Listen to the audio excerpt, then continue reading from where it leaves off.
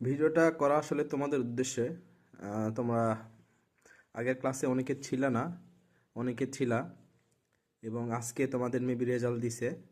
So অনেকে পজিশনে আসো, অনেকে পজিশনে নাই। 27 তারিখে তোমাদের ক্যাডেট পরীক্ষা, এবং তোমরা অনেকে কনফিউশনে আসো কি পড়বা, তারপর হচ্ছে কেমন করে নিজেকে গোছাবা, তারপর হচ্ছে কোন জিনিসটা পড়বা, এই সব বিষয় নিয়ে ভিডিওটা করছি।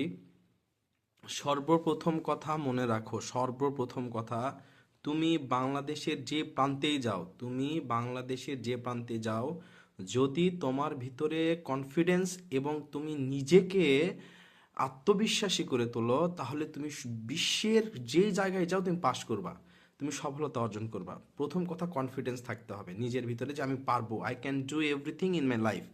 এটা হচ্ছে প্রথম কথা। সেকেন্ড অপশন হচ্ছে 2 দিন পরেও তোমরা অনেক কিছু কমন পাইতে পারো, 2 দিন পরেও তোমরা অনেক কিছু কমন পাইতে পারো। আমি আবার বলছি, যখন তোমরা কোনো চ্যাপ্টার ধরবা, সেই চ্যাপ্টারগুলো বারবার রিভিশন দিবা, এবং একটা খাতা থাকবে, এরকম একটা খাতা থাকবে, সেই খাতার পাশে যেটা মনে থাকছে না সেগুলো লিখবা। ইংলিশে কিভাবে কি পড়তে হবে আমি সব কিছু তোমাদেরকে বলে দিয়েছি, সেভাবে পড়বা। এখন রিসেন্টলি আমি এক জায়গা থেকে শুনছি যে কোশ্চেন একটু হতে পারে, তো তোমরা রুলস বেশি করে ফলো করো এবং প্র্যাকটিস করো। আবার বলছি, রুলস বেশি করে ফলো করো এবং প্র্যাকটিস করো। সাধারণ জ্ঞান রিসেন্ট যেগুলো আসছে সেগুলো, মানে রিসেন্ট যেগুলো আসে বা রিসেন্ট যেগুলো হবে সেগুলো বেশি করে পড়ো। ম্যাথ বেশি করে চর্চা করো। এবং আরেকটা কথা কি জানো, যদি তুমি যদি হচ্ছে 2 দিন না ঘুমাও, তুমি মারা যাবে না। 2 দিন যদি না ঘুমাও, মারা যাবে না।